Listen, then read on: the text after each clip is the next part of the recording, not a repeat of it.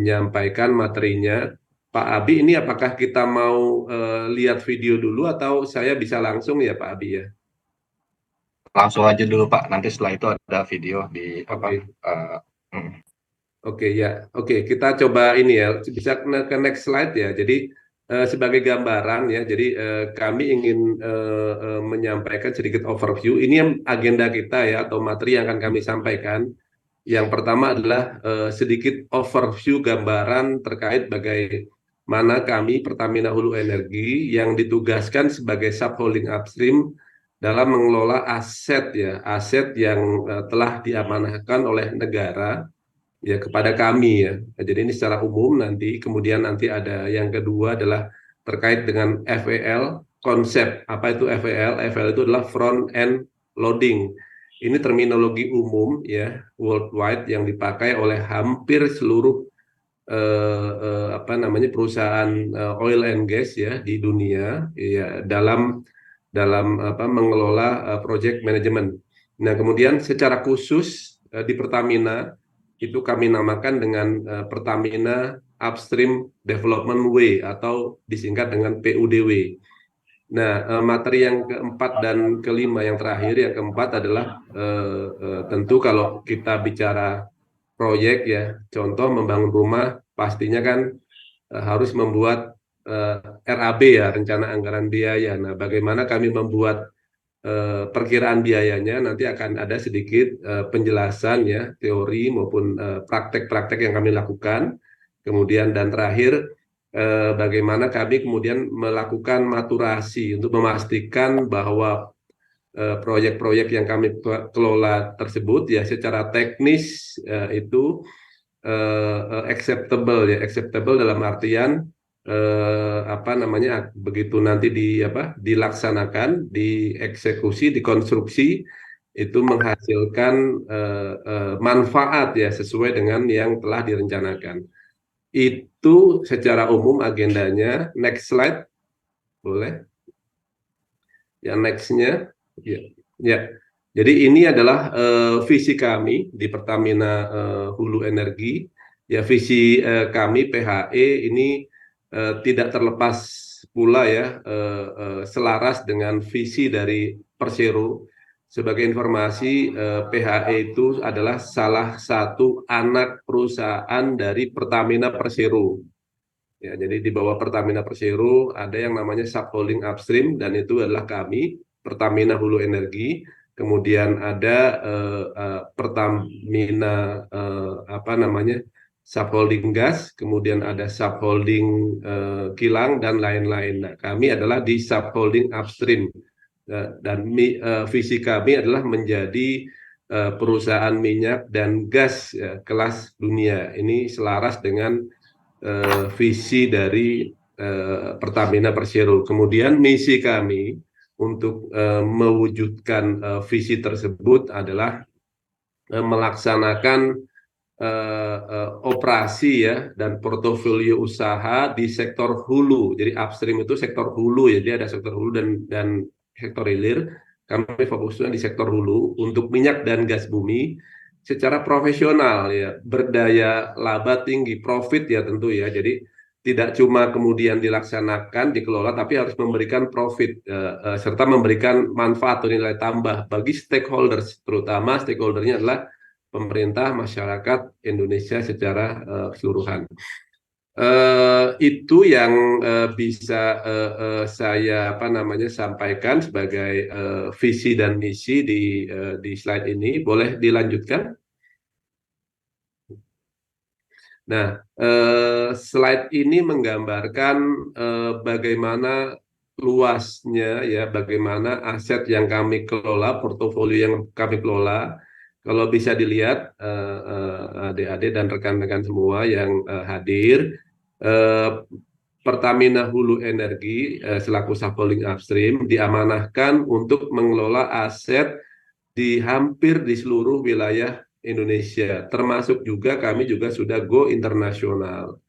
Untuk di Indonesia, kami mengelola aset-aset mulai dari di wilayah Sumatera, ya di sebelah barat, kemudian ke wilayah Jawa, ya, kemudian masuk ke wilayah di tengah di Kalimantan, kemudian masuk ke wilayah timur ya di apa namanya ada di Papua, kemudian Jawa Timur dan lain-lain ya. Dan yang terakhir adalah ada yang di luar negeri. Nah, masing-masing ini kami kelompokkan, kami regionalisasi agar apa? Agar mudah dalam pengelolaan aset tersebut ya. Termasuk juga jika ada upaya-upaya sinergi maupun borderless operasi yang bisa dilakukan gitu ya. Nah, itu sebagai gambaran ya untuk wilayah kerja kami. Kemudian sebagai gambaran pula ya bahwa kalau dibayangkan bahwa kami dengan luasan area yang sebesar itu saat ini mengelola produksi minyak hampir sekitar 68% ya yang dihasilkan oleh negara kita. Sementara untuk gas kami ini adalah sekitar 34%. Jadi kalau kita menggunakan sedikit teori tentang ilmu industri atau ilmu marketing, ini adalah semacam market leader di domestik ya kami. Nah, kemudian di bawahnya ini adalah gambaran kira-kira infrastruktur pendukung untuk mengelola aset tersebut. Kalau kita bayangkan, gambarkan jumlah pipa pipelines ya. Pipelines itu adalah kalau adik-adik membayangkan pipelines itu kita bayangkan adalah pipelines yang kalau di rumah kita adalah pipa paralon ya. Nah, kalau untuk perminyakan itu pipanya terbuat dari besi dan ukurannya bervariasi. Nah, ini panjangnya 25.942 kilometer. Nah, kalau misalkan kita coba analogikan, ini seperti 10 kali Jakarta Banyuwangi pulang pergi jaraknya ya. Itu ya kalau kita ini ya. Sementara untuk yang di apa namanya? Yang di tengah laut kami memiliki sekitar 367 anjungan ya, anjungan lepas pantai ya, dan kami juga memiliki fasilitas-fasilitas lain seperti onshore receiving facility yang di darat itu ada di 10 lokasi, dan masih banyak lagi. Kalau bisa kita lihat sebelah kanan ada kemudian floating FSO ya, FSO ada 8 unit, kemudian ada 9.000 unit mesin-mesin yang bergerak secara berputar, baik itu kompresor ataupun pompa, termasuk juga 70.000 peralatan-peralatan yang sifatnya statis ya, seperti vessel ya, tangki-tangki dan lain-lain. Nah, itulah kira-kira sebagai gambaran ya luas wilayah kami ya di Sapoling Upstream, termasuk juga tadi ya gambaran berapa kira-kira produksi yang kami hasilkan ya untuk negara kita Indonesia. Bisa dilanjutkan?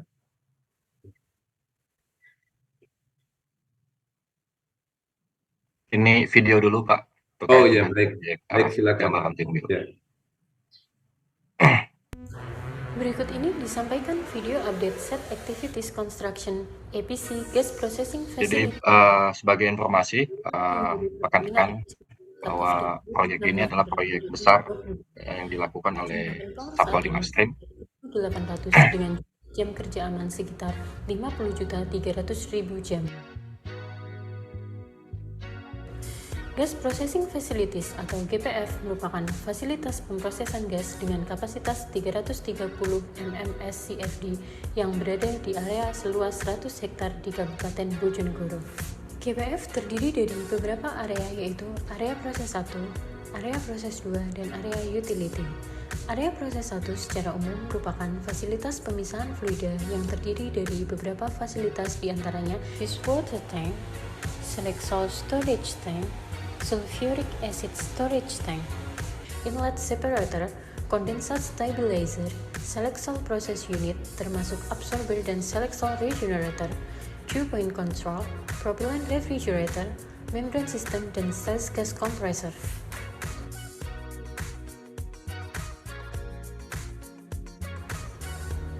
Untuk semua fasilitas di GPF ditopang oleh interconnecting pipe rack, yaitu sub pipe rack atau SPRK 1 dari sisi barat menuju timur dan main pipe rack 1 hingga main pipe rack 3 dari sisi utara hingga selatan untuk fasilitas piping system dan jalur kabel elektrikal dan instrumen. Area berikutnya adalah area proses 2 yang secara umum merupakan fasilitas pemisahan CO2 dan H2S yang terdiri dari beberapa fasilitas atau area diantaranya thermal oxidizer, acid gas incinerator and enrichment, sulfuric acid unit, bleed water, dan water injection treatment.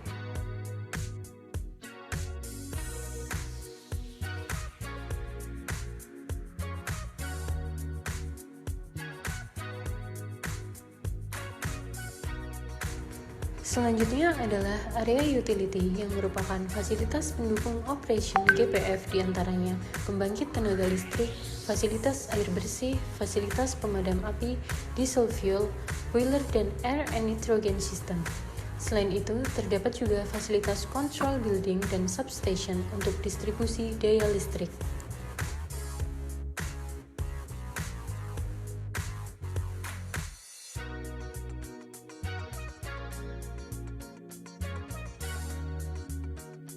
Selain area GPF tersebut, terdapat area infrastruktur yang merupakan fasilitas perkantoran untuk fase operasi GPF diantaranya perkantoran, dormitory, masjid, warehouse, maintenance building, dan fasilitas lainnya. Selain GPF, juga dibangun service facility di area luar atau offsite diantaranya di Jambaran East, Jambaran Central, ROW Pipeline, dan Sales Gas Metering.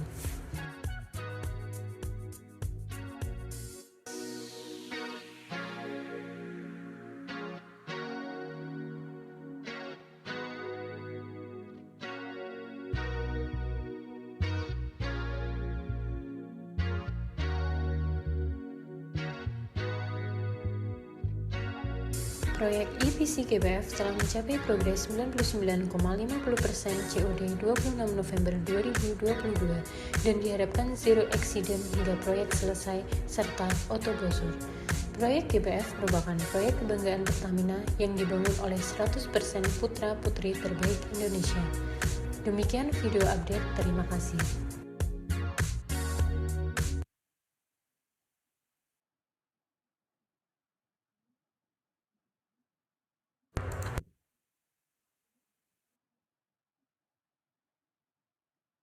Pak Abi, boleh sedikit sebelum masuk ke front end loading ya. Silakan, Jadi Pak. ya, jadi sedikit komentar terkait dengan video yang tadi ditampilkan. Ya, kalau kita bicara konteks proyek, itulah kira-kira ya. Jadi tadi namanya adalah JTB Jambaran Tiung Biru Project ya, atau proyek Jambaran Tiung Biru. Itulah yang kalau kita bicara proyek di oil and gas, itulah yang kami bangun, itulah yang kami siapkan gitu ya. Nah, sebagai informasi atau gambaran saja untuk bisa divisualisasikan nilai dari proyek tersebut adalah lebih dari 1 miliar ya, 1 miliar US dollar ya. Nah, itu ya mungkin yang ini ya. Kalau videonya lingkupnya apa saja yang dikerjakan tadi bisa dilihat di video tersebut. Silakan untuk dilanjutkan. Makasih. Pak Manatap, silakan. Baik, terima kasih Pak Abi. Sebelumnya saya menyapa dulu ini berarti Pak Rahmat.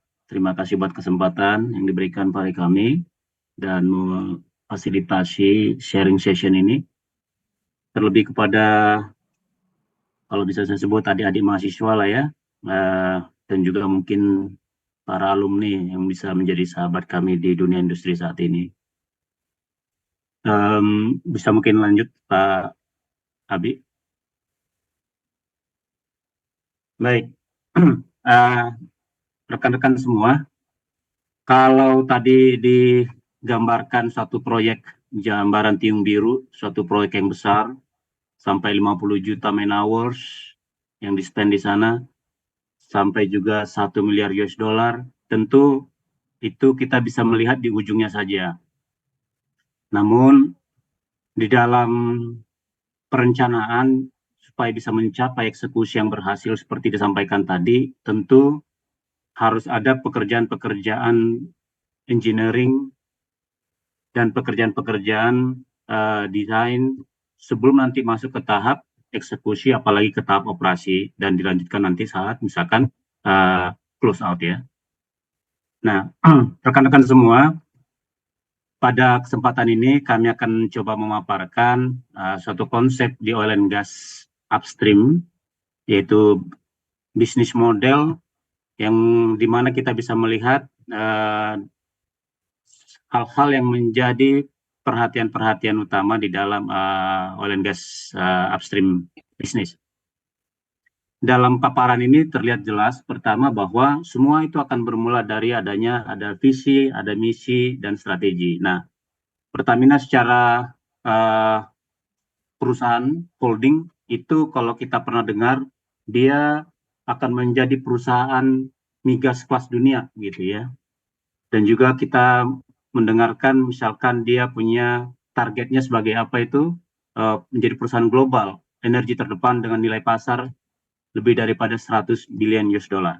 Nah, itu kan suatu hal yang mau dicapai. Nah, suatu perusahaan yang sehat, hidup gitu ya, harus punya suatu yang besar di depan untuk dicapai. Yang berikut adalah bagaimana untuk mencapai hal-hal tersebut dan support-support apa yang mestinya ada di dalam satu perusahaan, itu yang dipaparkan juga di dalam slide ini. Bahwa kita harus mengeksplor aset. Aset di sini misalkan di dunia migas tentu adalah lapangan-lapangan produksi migas ya, baik yang ada tadi disampaikan misalkan di nasional maupun juga yang ada di dunia internasional sana. Tahapan eksplorasi di sini kalau mungkin teman-teman mungkin sudah pernah mendengar ya, ada aktivitas survei geologi ya, di mana dia lakukan pemetaan, ada aspek pekerjaan geofisika, dan juga misalkan nanti mengkonfirmasi lewat survei seismik dan gravitasi, dan di ujungnya biasanya dilakukan adalah pemboran eksplorasi.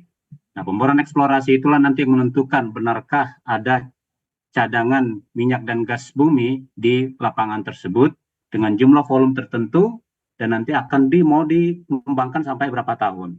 Apakah mau nanti di-develop sampai 20 tahun, 25 tahun, dan seterusnya. Yang mengikut adalah development aset. Jadi tentu tidak berhenti pada tadi cadangan sudah didapatkan, tapi harus di-develop. Nah, di-develop ini teman-teman semua, itulah yang tadi kita bisa lihat di satu video tadi. Ada suatu pekerjaan di mana di sana pembangunan fasilitas produksi misalkan gitu ya. Dan sebelumnya juga ada aktivitas pengeboran gitu. Nah, dan setelah itu nanti selesai di handover ke produksi, barulah masuk ke dalam tahapan operate, produce, monetize aset. Sampai terusnya manage portofolio bisnis, dan hal-hal tersebut hanya akan bisa dilakukan jika seperti di slide bawah ini kita lihatkan bahwa harus ada support ya dari katakanlah dari supply chain manajemennya seperti apa, support dari HSCC-nya seperti apa, human capitalnya seperti apa, information technology-nya seperti apa, financial, managing risk enterprise, external relationship, dan seterusnya. Nah, itu semua bisa kita lihat dalam slide ini. Tentu nanti di ujung akhirnya apa outcome-nya adalah oil and gas ya, atau other products yang memang diharapkan tentunya akan memberikan value bagi perusahaan ya, benefit ataupun profit bagi perusahaan. Dan ini juga harus dimaknai bahwa hal-hal ini pun bisa di-drive atau bisa berubah ataupun bisa katakan ada slightly change di sana jika ada misalkan internal ataupun eksternal environmental change dalam bisnis ya. Dan juga sangat-sangat didukung juga oleh perkembangan misalkan raw material, teknologi, human capital, information, finansial, dan sebagainya. Itu akan saling mempengaruhi. Next, Pak. Baik, ini saya gambarkan tadi sepintas, tapi biar gampang memvisualisasinya, ada gambar fisiknya buat teman-teman rekan-rekan mahasiswa mungkin ya, biar lebih gampang memahami. Tahapan tadi saya katakan misalkan mulai dari eksplorasi ya. Eksplorasi di sana kita harus mendapatkan informasi yang cukup gitu ya. Apakah benar di sana ada minyak ataupun gas gitu ya. Nah, bagaimana untuk mendapatkan informasi itu? Makanya adalah survei-survei ya, geologi ataupun nanti geofisika, seismik, dan pemboran eksplorasi. Dari sini terlihat benar bahwa teman-teman mungkin yang mengambil mata kuliah terkait dengan geologi, geofisik gitu ya, itu sangat-sangat penting, kritikal fungsinya di sini. Karena tanpa itu, berarti kita tidak bisa mengkonfirm, katakanlah ujungnya nanti berapa sih produksi cadangan minyak dan gas bumi yang ada di lapangan tersebut. Setelah eksplorasi, life cycle berikutnya adalah development. Nah, development di gambar balet yang pertama itu kita bisa lihat satu aktivitas drilling ya, pengeboran. Jadi biasanya pengeboran di sini dimaknai dengan bisa jadi pengeborannya akan cukup banyak supaya bisa menguras ataupun mengambil ya cadangan minyak yang ada tadi di lapangan tersebut. Nah, jadi dalam development juga selain aktivitas drilling ada, kalau di gambar yang kedua itu terlihat ada kita harus mempersiapkan surface facility. Nah, surface facility di sana tentu harus dibayangkan dengan harus bisa inline dengan risk atau risiko yang inherent di dalam fluid migas yang tadi dari tahap yang akan dikelola. Contoh misalkan, jika dari hasil eksplorasi dimaknai ada di sana H2S ataupun CO2 ya, high corrosion. Tentu fasilitas-fasilitas yang dibangun di sini pun harus bisa menghandle ya fluida tersebut. Contoh misalkan dengan mengaplikasikan high corrosion resistant material misalkan contoh ya. Itu satu hal.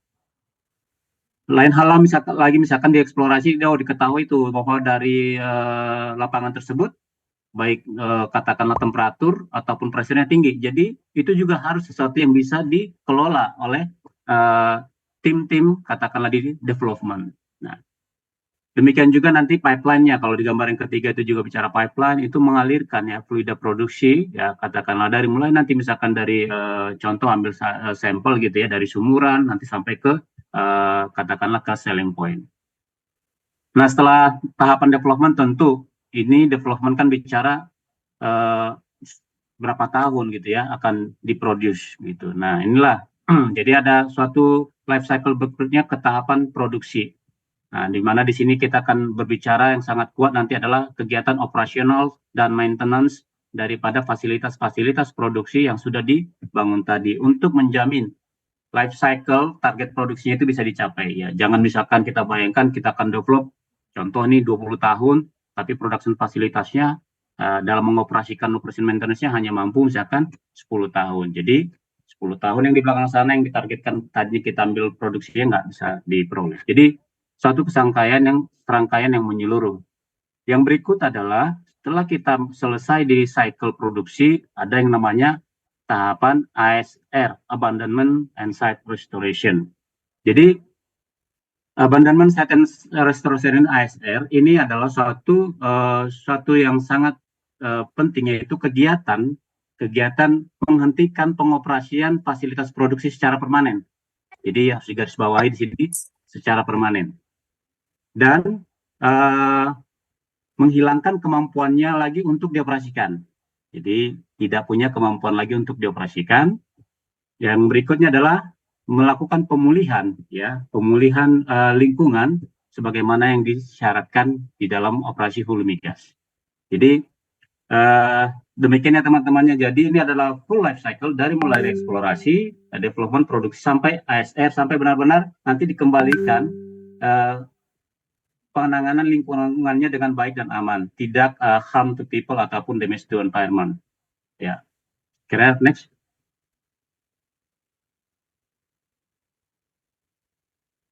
Baik, front end loading, teman-teman mungkin bisa dimaknai sederhana saja. Ini adalah suatu perencanaan praproyek ya. Jadi front end planning, programming, schematic, drawing, dan design development yang dianggap sebagai dasar yang sangat perlu untuk menghasilkan keberhasilan proyek yang dapat diprediksi dan menghasilkan efisiensi. Jadi basically sebenarnya ada yang bilang juga ini front end design, ada juga front end engineering, ada front end loading. Ya, nggak apa-apa terminologinya mungkin banyak-banyak, apalagi di perusahaan-perusahaan global dunia itu suatu hal yang umum saja. Tapi basicnya adalah ini adalah suatu perencanaan praproyek. Jadi disampaikan bagaimana kita merencanakan supaya nanti baik dari katakanlah dari scope-nya dia, dari cost-nya, daripada schedule itu bisa nanti benar-benar di tahapan eksekusi ya itu bisa dilakukan dengan baik dan efisien. Oke, yang berikut kalau di bagian bawah ini juga dituliskan bahwa front end loading merupakan suatu proses bertujuan untuk menghasilkan keberhasilan proyek yang maksimal ya, dengan mengumpulkan informasi terkait dengan risiko yang berhubungan dengan pelaksanaan eksekusi suatu proyek. Nah, teman-teman semua, jadi intinya ini adalah menitik beratkan pada perencanaan di awal ya, supaya nanti saat kita bicara eksekusi tidak banyak yang berubah gitu ya, tidak banyak yang berubah. Jadi kita akan spend man hours mungkin cukup besar di awal dalam perencanaan, tapi dengan ekspektasi nanti saat eksekusi sudah sangat-sangat minimal yang akan terjadi perubahan. Nanti kita akan lihat kenapa di akhir itu jangan banyak perubahan, karena biasanya implikasinya akan cost-nya akan berdampak tinggi. Silakan lanjut Pak Abi. Ya, posisi daripada front end loading di dalam oil and gas life cycle bisa teman-teman rekan-rekan lihat di sini di slide ini bahwa di dalam stage-nya ya kalau kita katakan demikian ada appraise, select, define, execute, operate ya. Dan dari manajemennya ada front end development management dan project execution management maupun asset management. Oke. Nah, berikutnya ada value identification ataupun creation itu memang dibedakan nanti dengan value ataupun staging, value protection ataupun realization. Nah, untuk menjaga hal tersebut, maka disampaikan tadi bahwa kita perlu melakukan front end loading ataupun front end engineering ataupun front engineering design, baik di aspek katakanlah di slide ini kita tampilkan misalkan reservoir, facilities maupun di wells. Yang ujung-ujungnya ekspektasinya adalah kita memiliki project execution excellence. Artinya tadi seperti saya sampaikan di awal, perbedaan-perbedaan ataupun perubahan-perubahan di tahapan eksekusi itu sudah sangat-sangat minimal ya. Jadi project execution excellence kalau di Pertamina itu yang tadi kami sampaikan adalah suatu proyek-proyek yang autobosor. Jadi on time, on budget, on schedule, dan on return. Ya. Jadi itu adalah menjadi outcome yang kita harapkan supaya tadi itu ekspektasi daripada stakeholder ataupun shareholder itu bisa dicapai, itu menjadi proyek yang sukses. Sebagaimana tadi Jembaran Tim Biru. Silakan lanjut, Pak. Baik, rekan-rekan semua, ini adalah suatu gambaran contoh visualisasi dalam bentuk grafik ya, bagaimana pengaruh daripada FEL itu terhadap project value. Jadi kalau misalkan yang di horizontal line, sumber horizontal itu kan tahapan inisiasi, seleksi, definition, execution, ataupun operation. Sementara sumber ke atas itu adalah value yang diciptakannya gitu ya. Jadi di sini terlihat jelas bahwa kita bisa melihat bahwa proyek-proyek yang didefinisikan dengan baik ya, itu memberikan value yang tinggi. Tetapi proyek-proyek yang definisinya kurang bagus ya, biasanya jadi tadi di slide pertama kita apa namanya istilahnya sekuasinya definition itu kan sirkulasi oke. Inisiasi sirkulasi ini masih ada dapat sekitar 76 ya, masih oke.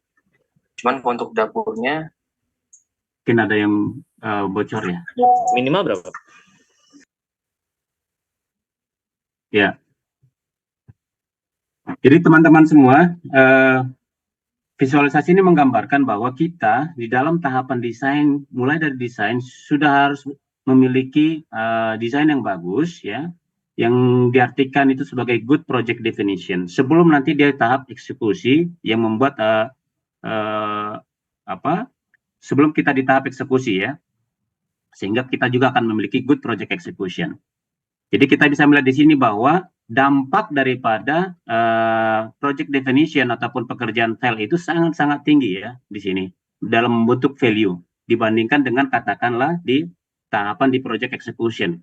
Karena project execution itu sejatinya adalah melakukan apa yang sudah direncanakan ya, sebagaimana yang dilakukan di pekerjaan file. Next. Oke, rekan-rekan semua, mungkin beberapa di antara teman-teman juga sudah pernah melihat gambaran ini ya, grafik lah katakan ini, yang menunjukkan pengaruh ya, pengaruh daripada FL itu terkait dengan misalkan expenditures ataupun peran dia di tahapan-tahapan proyek, ketidakpastiannya seperti apa gitu ya. Nah, yang horizontal itu kita bisa melihat adalah tahapan daripada proyek itu sendiri, inisiasi, seleksi, definition, execution, dan operation. Nah, sumbu yang garis warna biru itu menggambarkan, ya, yang biru itu menggambarkan ketidakpastian ya, ketidakpastian di tahapan-tahapan tersebut. Jadi contoh inisiasi ataupun operational itu kan ketidakpastiannya masih sangat tinggi, ya. Baru ketika dia masuk ke tahap seleksi muncul di sana opsi-opsi ya, ataupun dengan yang didukung dibantu dengan pekerjaan pre-fit lah studi itu muncul dengan opsi-opsi. Artinya ketidakpastiannya sudah agak berkurang karena sudah muncul dengan opsi-opsi. Berarti kita masuk ke pekerjaan definition ataupun fit ya. Ada front end engineering design di sana. Itu sudah lebih mengerucut lagi. Kita lihat itu ya. Jadi ketidakpastiannya itu uncertainty-nya juga sudah semakin mengerucut, semakin kecil. Karena apa? Sudah dikaji di sana, skopnya satu persatu sudah dilihat, pengkajian terkait waktunya juga sudah dilihat, pengkajian terkait dengan cost juga sudah dilihat, pengkajian teknologi selection yang tepat untuk proyek itu juga sudah dilihat. Jadi artinya apa? Ketidakpastiannya sudah semakin kecil. Ketika masuk ke tahap eksekusi, ya sebenarnya dia tinggal mengeksekut. Jadi ketidakpastiannya harusnya sudah semakin mengecil lagi karena dia nanti ada lagi tambahannya misalkan engineering detail, ya. Ada lagi sehingga dia makin mengecil lagi ketidakpastiannya, ya. Nah, sampai tahap operasi. Yang berikut kita lihat adalah yang garis warna merah. Ini yang sangat signifikan ya. Jadi warna merah itu kita bisa melihat bahwa di tahapan inisiasi ataupun seleksi bahkan sampai ke definisi, ke fit, itu expenditure daripada pembiayaan proyek itu masih minimal. Karena ada yang orang bilang gitu ya, sederhananya itu masih menghasilkan kertas saja gitu kan. Jadi pekerjaan engineering itu kan menghasilkan kertas saja sebenarnya. Artinya mungkin hanya di burning itu hanya biaya man hours ya. Jadi cost expenditure-nya itu kita bisa lihat di tahap inisiasi, seleksi maupun definition itu masih minimal. Ya. Itu adalah pekerjaan yang dilakukan di front end loading ini ataupun project definition. Jadi cost-nya itu masih minimal. Coba kita bandingkan ketika dia sudah masuk di eksekusi, khususnya di eksekusi ya, itu langsung signifikan sekali itu naik cost-nya. Kenapa? Karena di tahap eksekusi kita sudah bicara menggunakan berbagai resources. Kita misalkan sudah memobilisasi drilling rig, kita sudah memobilisasi barge, pipeline, instalasi ataupun platform. Kita sudah memobilisasi peralatan-peralatan, katakan yang mungkin dia butuh high technology dengan daily rate yang sangat tinggi. Dan juga yang nggak kalah penting ada memobilisasi jumlah manpower yang sangat-sangat banyak. Jadi kalau kita lihat expenditure di tahap eksekusi itu sangat besar. Kalau ada perubahan, ya katakanlah perubahan lingkup kerja dan sebagainya, itu akan sangat berdampak ke dalam expenditure di tahap eksekusi. Nah, demikian juga di tahap operasi, ya. Kita bisa melihat bahwa memang curve-nya tidak setajam ketika di tahap eksekusi. Nah, di baris yang atas itu kita bisa melihat bahwa apa peran kita selaku pelaksana katakanlah project. Kita bisa lihat bahwa garis di atas itu ada tulisannya major influence, rapidly decreasing influence, ataupun bahkan low influence. Jadi memang di tahapan front end loading ini, ya apalagi secara khusus di operational pre-fit, kita masih punya banyak pengaruh, mengubah gitu, influence, dengan dampak cost yang minimal. Gitu. Demikian juga ketika masuk ke dalam pre-fit maupun fit ya, masih kita cukup punya kemampuan untuk influence. Tapi ketika kita sudah bicara masuk tahapan EPCI atau operation, itu sudah tidak punya lagi, the low influence. Ya, baik. Mudah-mudahan slide ini cukup bisa memberikan gambaran di mana peran daripada FEL itu, bagaimana kritikalnya itu supaya harus dilakukan dengan baik ya, dengan tepat ya. Karena itu sejatinya akan memberikan kemanfaatan yang paling tinggi bagi proyek. Silakan lanjut, Pak. Baik, data yang berikut ini memang sebagaimana dituliskan di bawah itu sumbernya adalah seperti disampaikan di situ. Cuman pesan yang mau disampaikan di sini teman-teman semua adalah ini adalah grafik menunjukkan cost performance versus FL. Jadi kita artinya apa?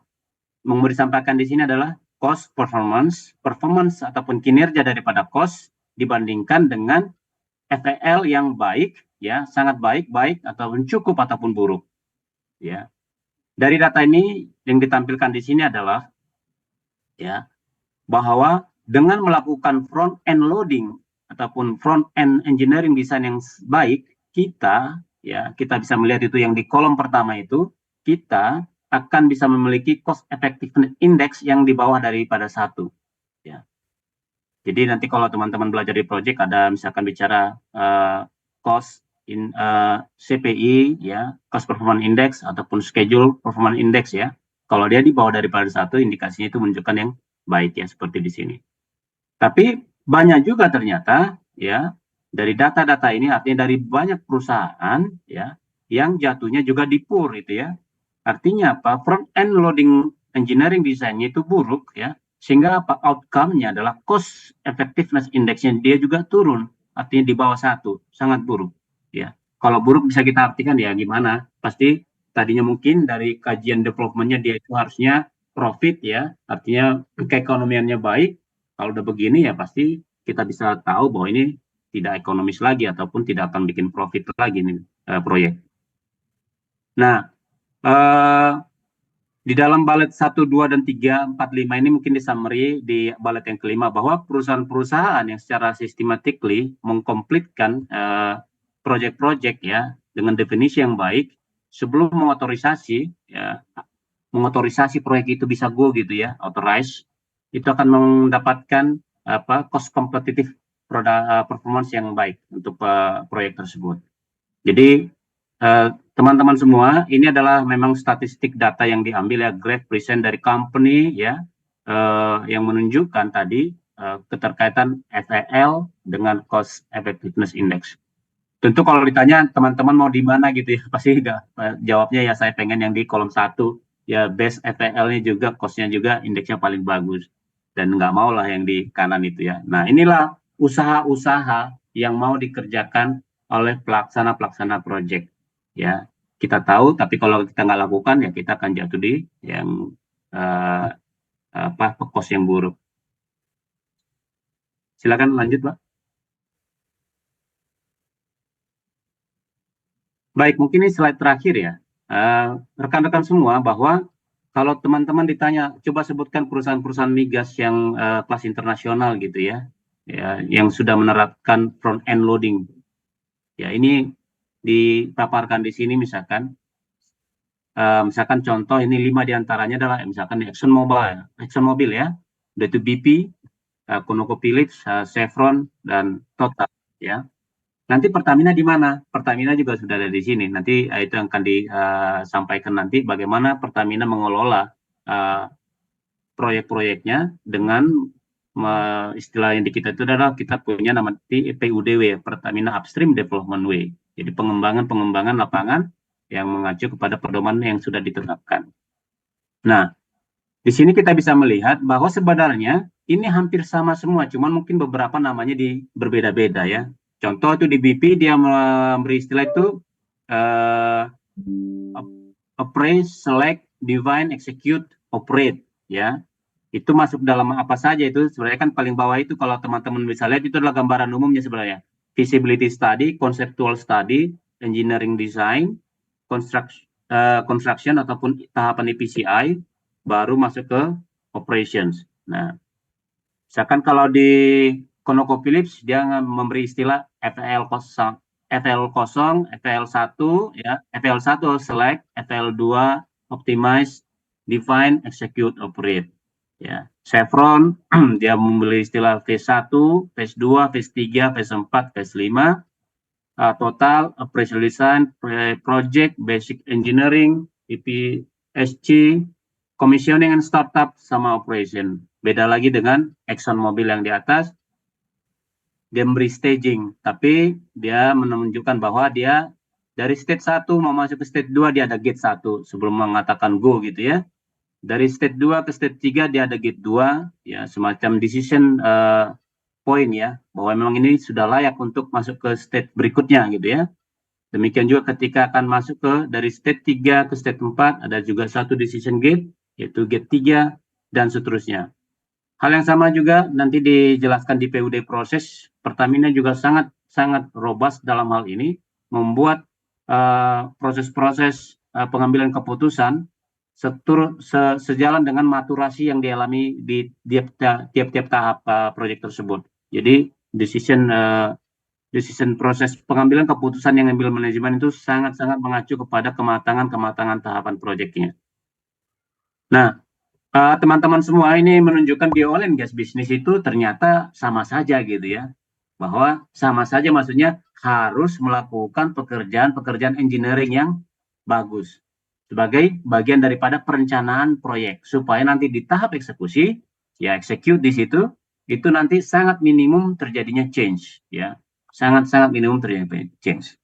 Nah, dan ujung-ujungnya apa? Kalau kita bisa mengelola perubahan sangat minimal, jadi apa yang didesain, direncanakan dalam proyek execution plan tadi, misalkan kita bisa memperkirakan eksekusi proyeknya berapa lama, cost-nya berapa lama, dan berapa nanti misalkan komersialitinya, keuntungannya, itu masih bisa dijaga untuk didapatkan di ujungnya itu dengan proyek yang autobosor tadi.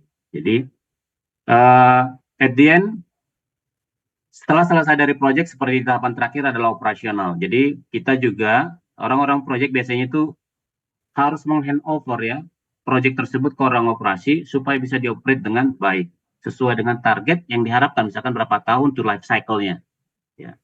Ini jadi satu rangkaian kesatuan utuh yang nggak boleh terlepas. Jadi seluruh tim kerja yang terlibat di dalam tahapan engineering, di tahapan eksekusi, tahapan operasi itu sangat-sangat harus bekerja sama gitu ya, kolaboratif, satu tim dengan tim yang lain untuk mencapai goal daripada perusahaan tersebut. Saya kira itu ya teman-teman semuanya dari saya. Nanti ketika ada mungkin sesi diskusi tanya jawab bisa di sesi terakhir sebagaimana diaturkan oleh moderator tadi. Terima kasih Pak Abdi, Pak Irving. Silakan. Baik, terima kasih. Perkenalkan, nama saya Farhadi Razi Albiruni, biasa dipanggil Abi. Saya akan melanjutkan presentasi dari Pak Hartono dan Pak Manatap. Tadi sudah disampaikan secara general mengenai Pertamina dan juga Pertamina Hulu Energi sebagai subholding. Dan kemudian tadi Pak Manatap sudah mengenalkan sedikit sekilas tentang front end loading concept yang banyak digunakan di dalam project di major oil and gas company. Lanjut Pak Irving. Oke, kalau kita merefer kepada PMBOK edisi terakhir, yaitu PMBOK edisi 7 di bulan Juli 2021 yang lalu, kita punya yang namanya development approach, itu ada 3, di mana di ekstrem kiri itu ada prediktif, kemudian di ekstrem kanan ada adaptif, dan mix yang merupakan kita sudah kenal dengan hybrid. Apa sih sebenarnya yang digambarkan oleh PMBOK, Project Management Body of Knowledge yang dikeluarkan oleh Project Management Institute ini? Intinya adalah semakin ke kiri, maka perubahan itu coba diminimalkan. Sementara semakin ke kanan, dia akan di-driven oleh change atau perubahan. Nah, makanya akan melahirkan 2 konsep atau 2 kutub konsep mengenai project management, yaitu di sisi kanan yang adaptif kita sebut dengan agile. Sementara di sisi kiri kita sebut dengan waterfall ataupun plan driven. Nah, perbedaannya clear bahwa tadi seperti disampaikan untuk industri-industri besar seperti di minyak ataupun di oil and gas maupun di hydrocarbon industries ya secara keseluruhan baik petrochemical ya, pendekatan secara agile sangat tidak dimungkinkan 100% untuk diadopt. Kenapa? Karena tadi bahwa kalau kita bermain dengan change yang terlalu besar, maka rentang biaya cost of change-nya juga akan semakin besar seperti yang kita bisa lihat di sisi sebelah kanan.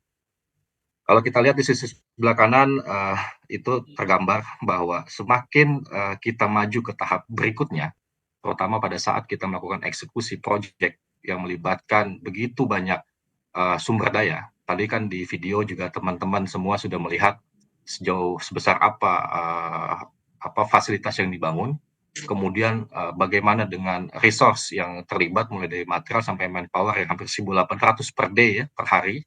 Ya, kita bisa lihat berapa multiplikasi resource yang akan terbuang kalau kita memanage perubahan di tahap itu. Artinya sangat tidak dimungkinkan dan juga sangat tidak efisien dan tidak optimal. Terlebih Pertamina ini bagaimanapun adalah perusahaan negara yang sangat berhati-hati di aspek dalam good corporate governance dalam spending biaya investasinya. Jadi itu yang harus dipahami bahwa untuk major capital project yang lebih ke arah hydrocarbon industries, baik dia nanti mengeksploitasi hasil sumber daya hidrokarbon maupun nanti turunannya seperti petrochemical, itu sangat sedikit sekali kita berbicara mengenai development yang hybrid maupun yang adaptif atau menggunakan agile. Mungkin teman-teman di BINUS lebih banyak bermain di industri IT ya, yang memang sangat dimungkinkan untuk lebih banyak memanage change karena bagaimanapun fitur itu sangat dinamis. Tetapi di industri berat, di heavy industries sangat tidak dimungkinkan untuk bermain feature karena lebih banyak istilahnya adalah kerugiannya yang akan diterima dan membuat proyek itu tidak ekonomis ke depan. Nah, lalu bagaimana penerapannya di Pertamina? Seperti tadi bahwa file konsep sangat tergantung juga dari karakteristik dari masing-masing perusahaan, baik heritage, culture, dan juga kemampuan dari sumber daya untuk bisa mengelola aset yang begitu besar. Nah, kita lihat kalau pilihannya adalah kita mau mengambil apa? Kita mau mengambil framework apa?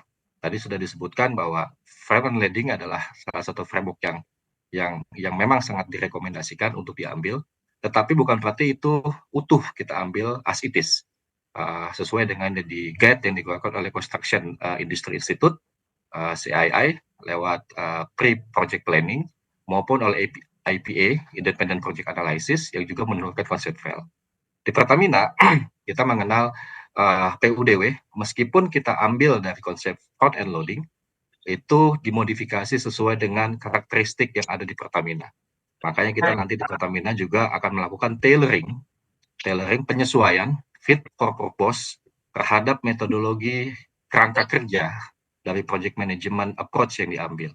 Baik nanti untuk small capital project maupun untuk major capital project. Dan intinya bisa jadi nanti pendekatan project A dengan project B itu juga memerlukan tailoring yang spesifik.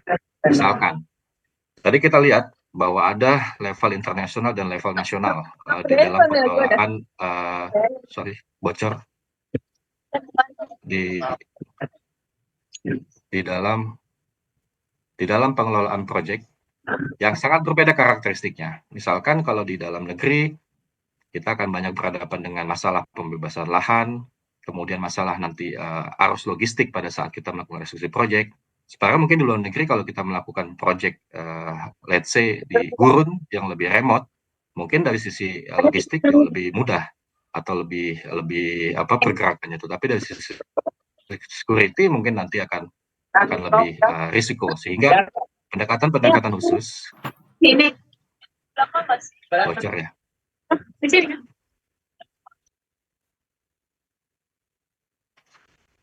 Oke, saya lanjutkan. Sehingga pendekatan khusus terhadap spesifik project pun perlu dilakukan sehingga project tetap bisa menghasilkan tadi target ataupun objektifnya yang bosor, on time, on budget, on schedule, dan juga on return.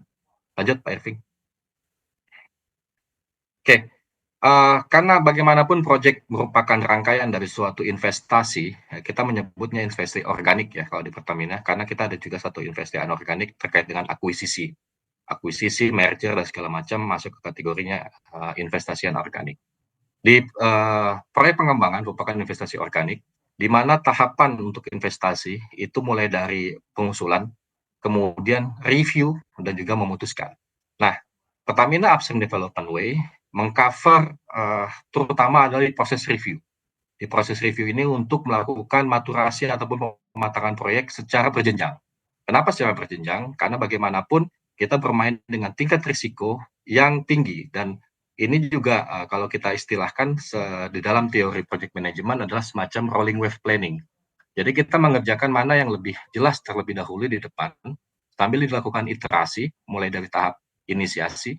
Nah, nanti di sana akan ada decision gate 1 ataupun pengambilan keputusan apakah proyek itu akan di-kill atau nanti akan di-recycle atau akan dia boleh pas ke tahap berikutnya. Semacam filtering di situ. Setelah dia masuk ke tahap seleksi, sama dilakukan iterasi berkali-kali lagi ya dengan model rolling wave planning sampai nanti menuju tahap akhirnya yang kita sebut dengan decision gate 2.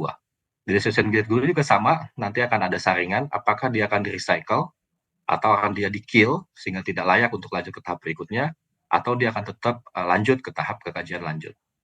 Nah, POD di situ adalah Plan of Development, umumnya adalah untuk rencana pengembangan lapangan yang baru, dan kalau di Indonesia kita harus melakukan submission POD proposal ke SKK Migas ya. Sementara mungkin di negara lain di internasional ada juga semacam itu ke lembaga yang otoritas di sana dalam pengelolaan industri hidrokarbon di suatu negara. Sehingga nanti setelah mendapat proposal POD, ya, bagaimana rencana kita pengembangan lapangan secara utuh, mulai dari tahap katakan mulai dari tahap setelah PSE ya, PSE itulah penghentian eksplorasi ya, status eksplorasi, maka sudah masuk ke dalam development. Nah, nanti bagaimana secara umum akan dijelaskan di dalam proposal plan of development ya, sampai nanti slot-slot apa ataupun rencana-rencana apa yang akan dieksekusi untuk bisa menghasilkan menguras cadangan yang sudah didefinisikan di tahap awal dari proposal POD. Nah, nanti akan dilakukan kajian lanjut ataupun kita sebut sebagai front end engineering design di sana untuk bisa lebih mengerucutkan opsi-opsi yang tadi sudah terpilih di dalam POD sehingga kita bisa menghasilkan suatu proyek yang benar-benar matang baik secara teknis dan juga baik secara sisi investasi sehingga menghasilkan return of investment yang optimal bagi perusahaan. Setelah itu baru dilakukan eksekusi, bagaimana nanti perencanaan yang di atas kertas tadi dieksekusi untuk bisa menghasilkan rancangan yang sudah kita buat, kita sepakati, dan spending final investment decision yang sudah disetujui. Katakan tadi di proyek Jambaran Tiang Biru nilai investasinya saat ini sudah 1,5 billion US dollar ya, dan itu sudah terspending hampir 1,4 billion US dollar, sehingga kita bisa lihat berapa lama nanti pengembalian return of investment-nya berapa, kemudian payout time-nya berapa, sehingga kita harus bisa bermain di tahap operasi supaya nanti keuntungan itu akan balik ke negara dan menjadi menambah cadangan devisa bagi negara. Lanjut, Pak Irving. Berikutnya, next. Oke. Tadi kita sudah lihat bahwa dasarnya memang front end loading, tetapi di tiap-tiap tahapan, mulai dari tahap inisiasi, seleksi, kajian lanjut, eksekusi, kita melakukan yang namanya proses iterasi secara project management. Artinya bukan berarti di tahap inisiasi kita tidak melakukan full cycle terhadap project management sesuai dengan PMBOK ya. Kita ambil dari terminologi PMBOK 6, karena PMBOK 7 sudah berbeda kerangkanya. Di PMBOK 6 masih proses approach, di mana di sana ada yang namanya logically group yang bergerak dari initiating process group, kemudian masuk ke dalam planning process group, kemudian execution process group, kemudian monitoring control, dan closing process. Nah, di tiap tahapan inisiasi, seleksi, kajian lanjut maupun eksekusi di fase tersebut dilakukan proses inisiasi, proses, kemudian monitoring, kemudian planning, kemudian executing, dan juga closing. Di mana closingnya? Closing adalah terjadinya handover antara tahap sebelumnya dengan tahap berikutnya, tahap predecessor dengan suksesornya. Dalam bentuk ya tadi, misalkan di DG1. Di DG1 nanti akan ada keputusan apakah dia akan lanjut ke tahap seleksi atau dia nanti akan di-drop untuk dilakukan refine lagi ataupun direiterasi lagi ataupun dilakukan recycle lagi di tahap inisiasi sehingga benar-benar firm bahwa opsi-opsi pengembangan itu memang sudah optimal dan masuk ke tahap seleksi opsi-opsi alternatif ya. Yang mana yang terbaik kita harus punya untuk melihat at least 3 opsi terbaik untuk dibandingkan dan dilihat dengan sesuai kemampuan dari resource yang akan mengeksekusi proyek tersebut ke tahap berikutnya. Kira-kira seperti itu gambarannya dan biasanya disebut di PMBOK sebagai phase gate ya. Phase gate artinya bahwa tahapan atau fase selanjutnya sangat tergantung dengan kematangan di fase sebelumnya dan nanti secara development konsep dia masuk ke dalam plan driven ataupun waterfall konsep. Lanjut. Nah, lalu apa yang kita maturasi di dalam suatu masing-masing tahapan tersebut? Jadi kalau bicara mengenai dunia hidrokarbon, khususnya oil and gas, ya, kita akan dihadapkan kepada tadi sudah disampaikan juga oleh Pak Manatap bahwa ada 2 hal yang paling penting adalah kematangan ataupun maturitas di tahap di sisi subsurface, artinya kondisi reserve yang akan kita eksploitasi, dan juga nanti kematangan di sisi non-subsurface, dalam hal ini adalah drilling dan juga nanti surface facility. Nah, itu yang akan kita lakukan iterasi terus-menerus di dalam kita sebut sebagai 6 pilar dan enabler. Yang merupakan proses yang ditujukan untuk meningkatkan maturitas. Artinya apa? Dengan semakin meningkatnya maturitas suatu proyek, itu akhirnya kita juga meningkatkan confidence level kita. Confidence level ataupun confidence level dari proposal investasi yang diajukan. Dan 2 aspek tadi, baik technical dan non-technical, itu dilakukan bersama-sama untuk melihat sejauh mana titik optimum dari masing-masing proposal yang diajukan.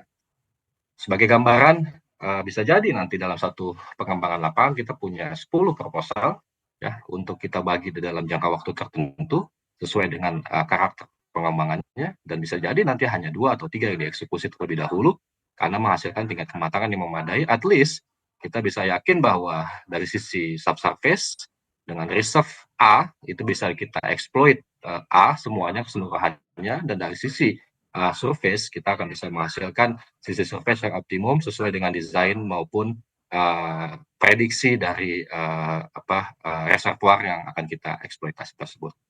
Dan yang tidak kalah penting di dalam sisi enabler adalah bahwa project ini yang semua dilakukan di dalam oil and gas itu harus menghasilkan HSSE yang tinggi, artinya kita sangat tidak boleh menghasilkan insiden ataupun fatality.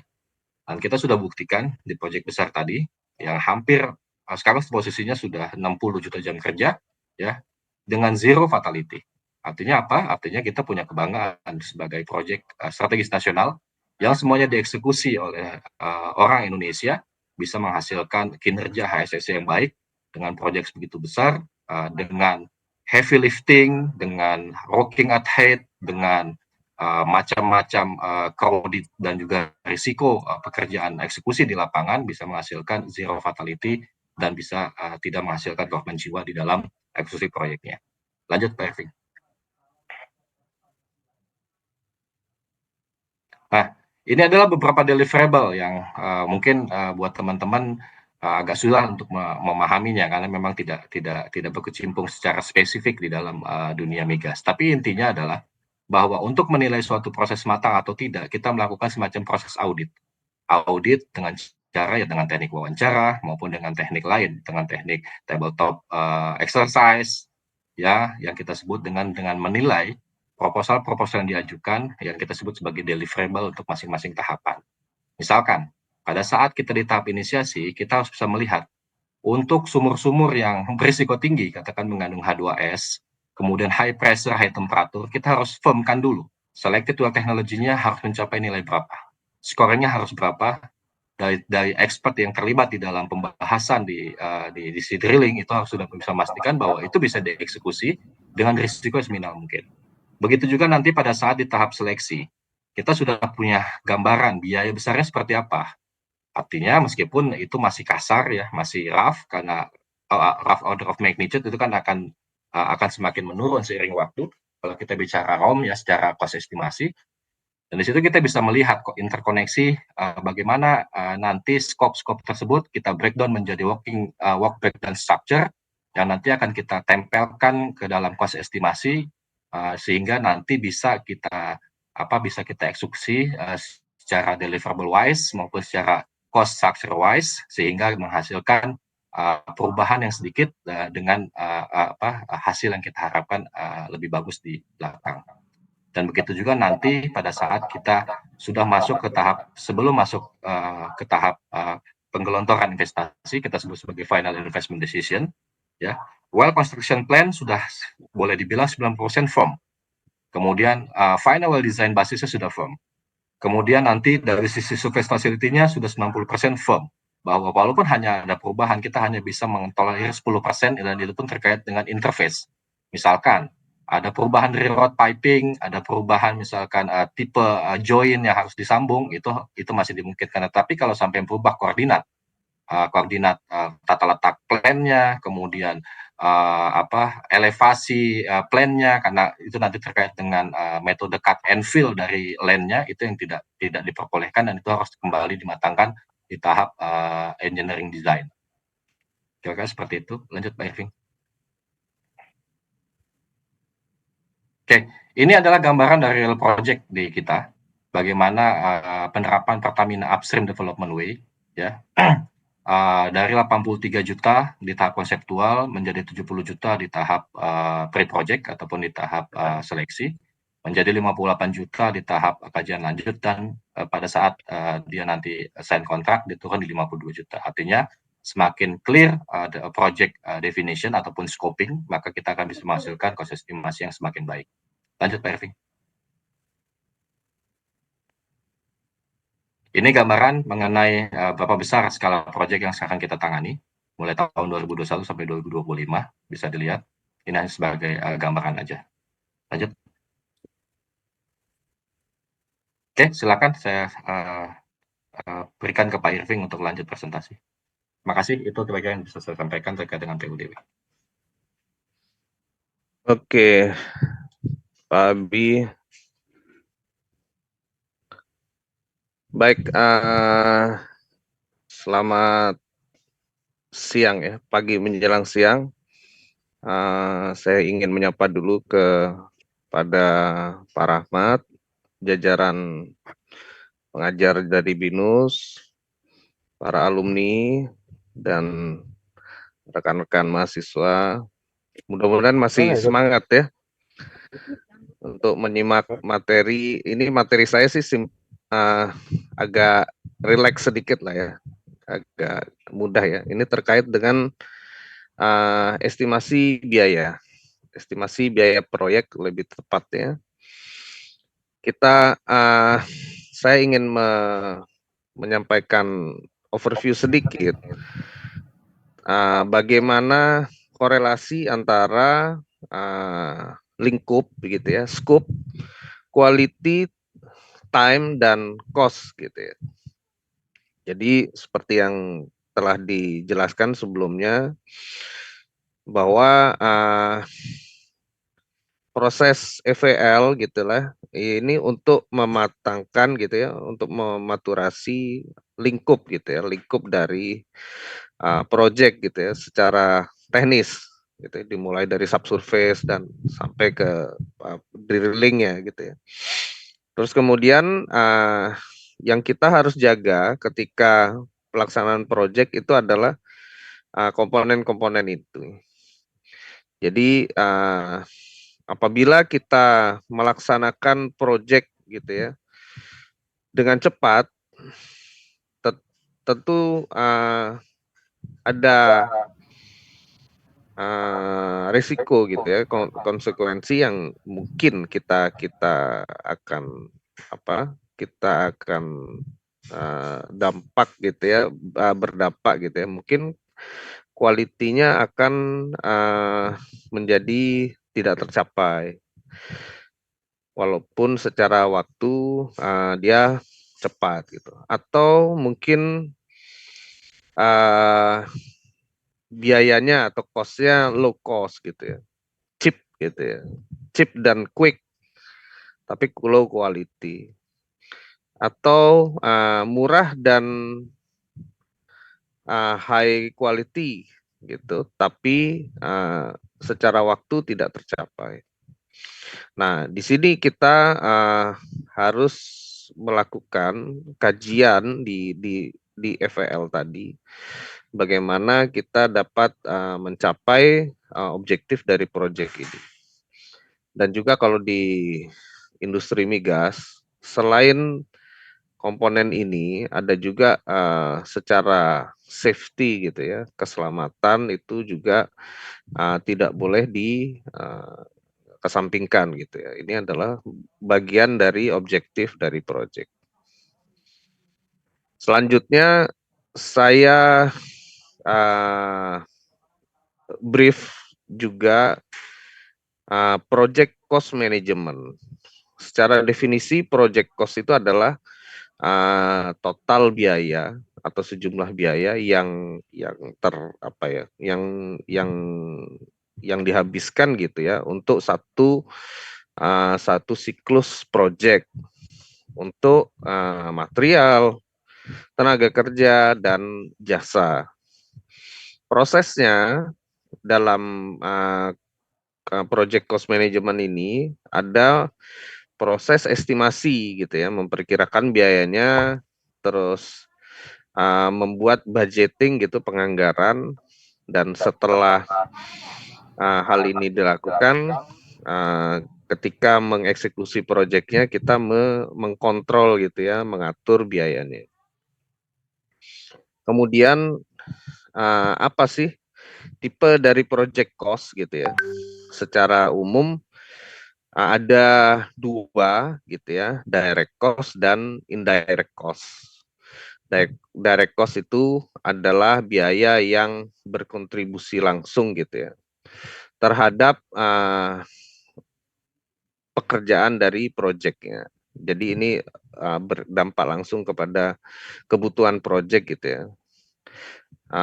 Contoh material dan untuk tenaga kerja, gaji tenaga kerja gitu ya. Jadi semakin besar lingkup proyeknya tadi, maka direct cost-nya semakin besar.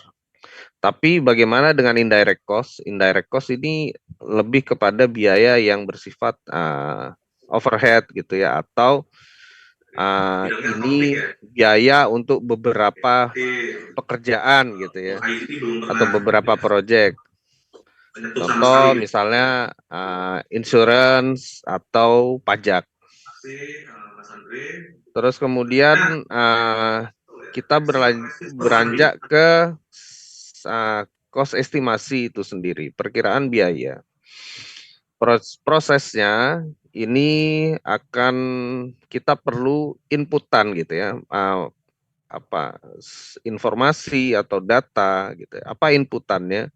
Inputannya tentu lingkup proyeknya sendiri. Lingkup proyeknya apa sih? Misalnya kita mau buat pipa pipeline dari sepanjang 10 km misalnya gitu, atau membuat suatu fasilitas kompresor misalnya kita buat. Ada berapa? Ada 3 kompresor dengan tangki berapa gitu ya. Ini inputan datanya. Terus kemudian schedule nomor 2, project schedule. Ini adalah jadwal proyek ya. Jadi proyek ini kira-kira dieksekusi untuk berapa lama, misalnya untuk 2 tahun atau 1 tahun gitu. Terus kemudian resource atau sumber daya yang kita perlukan. Ini termasuk material, peralatan, terus kemudian jasa, tenaga kerja gitu ya. Terus kemudian nomor 4 adalah risk. Ini lebih kepada bagaimana kita mengantisipasi gitu. Apakah proyek ini nanti akan dibangun di daerah yang rawan, misalnya kayak gitu, rawan gempa, atau di daerah yang padat penduduk misalnya seperti itu. Jadi resiko-risiko yang akan berdampak itu menjadi inputan juga. Kemudian lingkungan, environmental factor. juga seperti tadi ya, masalah gempa, apa lain-lain bencana alam. Terus kemudian di Pertamina juga kita membangun fasilitas-fasilitas di lepas pantai, di tengah laut gitu kan. Itu tentu itu berdampak gitu ya terhadap biaya. Biayanya mungkin lebih tinggi daripada di pembangunan di fasilitas di darat. Kemudian nomor 6 itu adalah ada organisasi gitu ya. Organisasi dari proyek itu sendiri, organisasi dari setelah proyek selesai, siapa yang mengoperasikan gitu.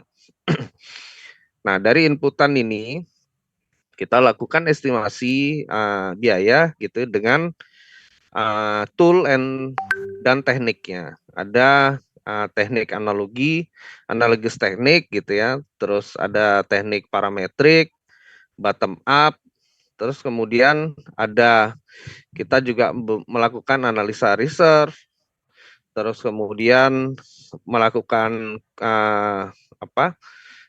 dia quality dan quality check gitu ya. Terus kita biasanya untuk mempermudah perhitungan kita menggunakan software. Dan nomor 7 ini vendor bid analysis. Biasanya kita dapat inputan data referensi harga gitu ya. Oh, sekarang kita mau bangun pipa per meternya berapa gitu, misalnya kompresor per unitnya berapa gitu. Terus kemudian apa outputnya? Output dari estimasi ini tentu adalah berapa sih estimasi biaya untuk proyek tersebut gitu ya, nomor 1. Nomor 2 adalah basis of estimate. Basis of estimate ini lebih kepada asumsi apa dalam yang kita gunakan dalam mengestimasi biaya. Oh, misalnya asumsinya proyek ini dilakukan di tahun 2025 misalnya, di mana harga kurs dolarnya sekian misalnya. Terus kemudian asumsi itu yang kita jadikan output. Dan kemudian tentu secara dokumentasi. Kemudian metodenya tadi proses, terus kemudian metodenya kita kenal tadi ya, yang teknik itu analogi teknik, parametri teknik, dan bottom up teknik. Estimasi project dengan analogi itu kita menggunakan data dari historical atau data dari project sebelumnya yang sejenis ya. Gitu. Terus bagaimana dengan parametrik? Parametrik ini kita pakai juga data project sebelumnya, tapi ada analisa statistikalnya gitu biasanya. Atau kita tinjau dari beberapa parameter. Terus kemudian teknik bottom up, apa teknik bottom up? Ini kita lakukan lebih rinci gitu. Kita lebih rinci, kita buat dulu apa sih detail pekerjaannya gitu kan. Kita cari tahu harga pasar sekarang gitu. Terus kemudian kita lakukan kajian-kajian teknis, kita dapatkan inputan apa kuantitasnya gitu ya berdasarkan gambar, berdasarkan perhitungan material gitu ya. Nah, masing-masing teknik ini yang common kita gunakan gitu ya, yang umumnya kita gunakan. Ini sebagai gambaran tadi perbedaan dari teknik analogi, teknik parametrik, dan bottom up gitu ya. Di sini kalau misalnya kita punya project gitu ya, kita mau buat product line project gitu ya. Ini dulu secara rata-rata menghabiskan 210 misalnya, 210 ribu dolar. Kemudian kalau yang sekarang dengan project yang sejenis, kira-kira kita kasih kontingensi misalnya ya. Oh, berarti perkiraannya sekitar 212. Karena mungkin dulu ini 3 tahun yang lalu kita bangun, maka sekarang kira-kira 212 ribu. Terus kalau teknik parametrik, kita ada input dengan parameternya yang lebih agak detail kita tinjau gitu ya. Oh, misalnya dulu kalau ongkos pasangnya 25.000 ya kita pakai harga, kalau yang sekarang ya sekitar 25.000. Kalau dulu pengembangannya ada ternyata ada 12 jalur aja gitu ya. Oh, berarti harga per jalurnya 12.000. Kalau kita bangun sekarang itu 15.000, 15 jalur gitu ya. Berarti 12.000 tadi dikalikan 15. Terus kemudian ongkos pengetesan gitu ya, pengujian. Dulu 10 hari. Kan ini untuk 12 jalur kan. Jadi kalau yang sekarang untuk 15 jalur sekitar 3.700. Oh, kita akumulasi tambah-tambah sekitar 208.000 gitu ya.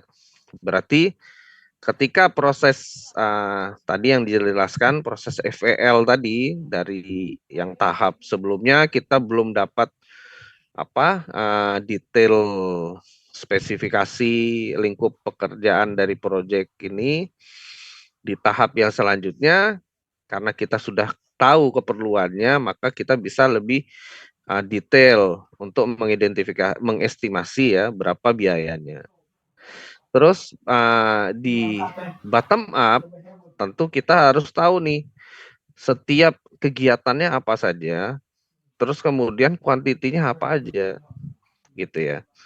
Nah, di sini kita juga perlu mendapatkan informasi-informasi unit rate-nya atau harga satuannya gitu ya. Sehingga kita bisa mendapat berapa sih total dari estimasi project cost-nya ya. Nah, karena teknik ini berbeda, maka ini biasanya dilakukan berdasarkan kelas gitu ya, kelas estimate, dan berdasarkan purpose-nya atau kebutuhannya. Makanya di sini analogi itu kita gunakan ketika kita ada di tahap awal gitu ya, masih di tahap konsep gitu ya. Terus kemudian parametrik karena harus ada agak detail keperluan proyeknya, maka kita gunakan pada saat studi atau feasibility. Kemudian yang bottom up tadi atau di sini diistilahkan dengan metode detail unit cost gitu ya.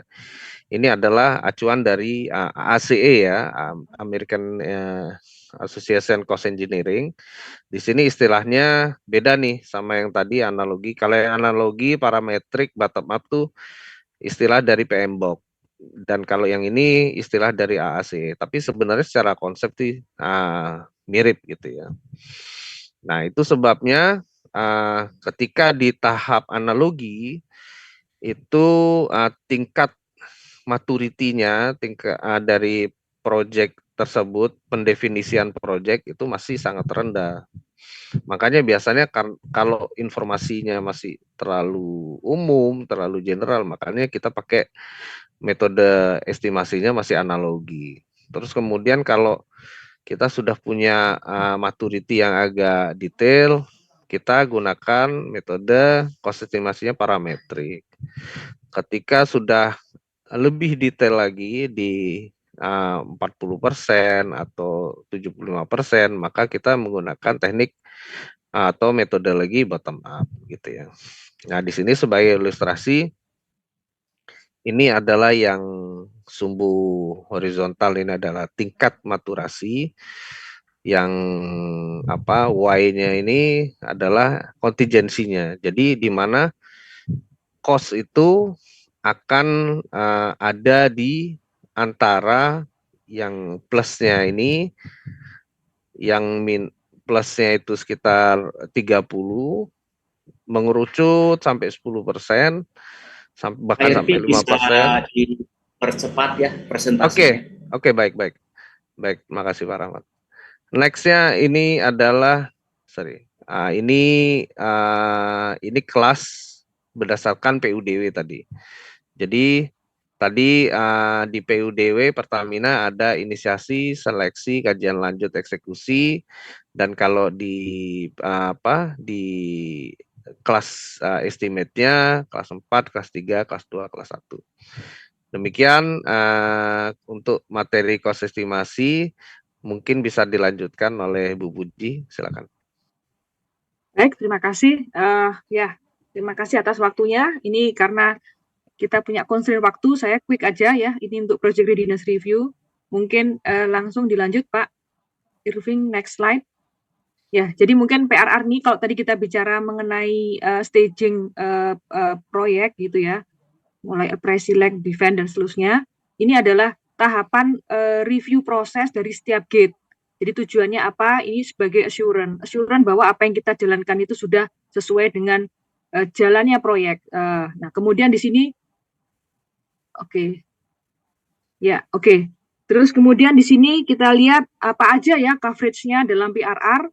Di situ memang lebih ke menitik beratkan pada project value change ya. Ini project itu sebenarnya juga bisa dianggap sebagai produk, cuman ini dalam kaitannya proyek. Ada stakeholder juga kita untuk mendeliver proyek dan yang lain-lain. Terus kemudian ini juga bicara integrasi, interface dengan tahapan. Kalau tadi kita bicara staging, itu setiap staging itu ada interface-nya. Terus kemudian yang lain apa? Risiko. Gimana kita bisa minimize risiko yang ada apabila timbul ada suatu risiko sehingga yang berpengaruh pada jalannya proyek. Apakah itu mengenai skopnya berganti, terus karena subsurface-nya jadi berubah sehingga harus ada mitigasi. Nah, ini yang kita harus dimitigasi dalam berupa kita lihat satu-satu dalam readiness review ini. Kemudian kesiapan untuk menuju next gate-nya. Jadi memang ini ada satu gate, di situ ada timnya, ada tornya yang ditunjuk dari independen untuk menyatakan bahwa proyek ini cukup sehat untuk maju ke tahap selanjutnya. Nah, ini tujuannya apa? Tadi juga dibahas. Mungkin saya agak quick aja, memeriksa lingkup kerja dan memastikan bahwa lingkup kerjanya itu memang sudah sesuai dengan jalannya proyek. Ada charter proyek itu masih sesuai. Kemudian dari sisi estimasi biaya itu juga sesuai dengan koridornya, tata waktu, dan kemudian tadi meminimasi risiko, karena kalau risiko itu yang mereview ini adalah orang lain, mata yang lain itu akan lebih kelihatan helikopter view-nya apabila ada perlu dikoreksi dan diingatkan. Dan apabila, karena ini memang berjenjang, dilakukannya juga berjenjang, ekspertisnya yang melakukan review juga sesuai dengan kompetensinya dan sesuai dengan maturasi proyek. Terus kemudian apakah memastikan sesuai dengan standar? Kita proyek harus sesuai dengan aturan pemerintah, aturan maupun yang di proyek itu juga punya spesifikasi dan regulasi dan lain-lain itu sebagai checklist menyatakan bahwa kita memang siap untuk maju ke next gate. Mungkin next. Ya, ini kalau kita bicara sekarang ini, tadi kita bicara ini masih sebenarnya koridornya masih sama, inisiasi, seleksi, kajian lanjut, sama eksekusi. Nah, itu ada gate GR, gate review 1, GR2 itu gate review 2, selanjutnya sampai gate review 3 dan 4. Nah, ada titik berat di sini yang kita lakukan PRR di situ ya. Nah, tahapan-tahapan yang kita lihat di sini adalah kemudian tadi kalau misalnya itu PRR 1 berarti itu waktu itu persiapan ketika masih pada konseptual. Di situ masih untuk persiapan kita membuat PUD ya. Kemudian lanjut dengan pada waktu kita melakukan fit 70%, di situ akan ada PRR 2 di kajian lanjut. Jadi yang merah kajian lanjut ini untuk menyatakan bahwa memang kita sudah siap untuk persiapan selesai kajian lanjut dan selanjutnya. Jadi di sini ada titik berat sesuai dengan maturasi proyek, deliverable-nya apa, dan gate review yang dilakukan coverage-nya seperti apa. Yang dilakukan oleh independent team yang menyatakan bahwa ini adalah sehat, maju ke next gate, dan di situ akan ditentukan apabila baru bisa jalan ke next gate apabila yang merah-merah, kita nanti ada identifikasi merah, kuning, atau hijau. Yang merah itu harus ditutup dulu dan untuk menuju ke next gate. Dan di sini tim ditunjuk bersama GM ya untuk menentukan tim mana yang kira-kira sebagai reviewer nanti apabila butuh lintas dari AP atau anak perusahaan untuk melakukan review yang lebih independen itu akan disupport. Kurang lebih seperti itu. Nah, kalau yang tadi eksekusi ini lebih ke commissioning, startup dan lain-lain. Jadi coverage dari review gate-nya ini memang beragam sesuai dengan tahapan yang diperlukan. Jadi memang fit to purpose sesuai dengan tahapan yang dilakukan. Kurang lebih seperti itu. Terus next. Next. Ya, di sini, nah ini tahapan, apa sih tahapan pembuatan PRR? Nah, di sini adalah project review readiness, di sini membuat TOR, term of reference. Nah, di sini akan setelah dibuat TOR, di situ nyatakan mengenai lingkupnya apa untuk review ini, kemudian timnya siapa, berapa lama, coverage-nya seperti apa, deliverable apa yang mau dilihat, itu ada term of reference-nya. Terus kemudian schedule pelaksanaan PRR, nah terus kemudian mekanisme pembuatan PRR, divalidasi, apakah review, apakah harus set visit, terus kemudian bagaimana cara closing-nya, apabila itu memang belum bisa di-closing atau ada catatan, seperti apa, itu dibutuhkan. Yang lain-lain, kemudian setelah selesai, ada penutupan, biasanya kita memberikan hasil dari temuan PRR, di present gitu ya, ke timnya proyek, menyatakan bahwa ini ada temuan, kalau ternyata di situ memang bisa diklarifikasi dan itu ternyata bukan temuan, kemudian itu bisa di-drop. Jadi ada di situ ada verifikasi dan ada ada komunikasi lah di sini. Jadi nggak semua yang ditemukan itu bisa akan lanjut menjadi temuan. Kemudian sama di sini setelah selesai akan bisa maju ke next gate, antara lain untuk assurance ini pastikan bahwa yang temuan A itu sudah bisa ditutup. Mungkin ke sana next.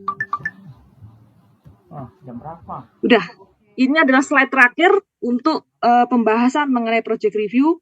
Sengaja saya percepat karena memang ini agar memberikan ruang kita untuk lebih banyak tanya jawab. Silakan saya kembalikan ke moderator. Makasih.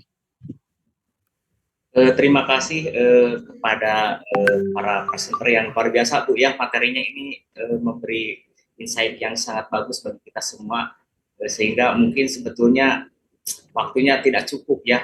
Sepertinya harus 5 jam, Bu, ini Bapak-bapak untuk seminar ini ya, karena materinya sangat banyak dan sangat bermanfaat semuanya.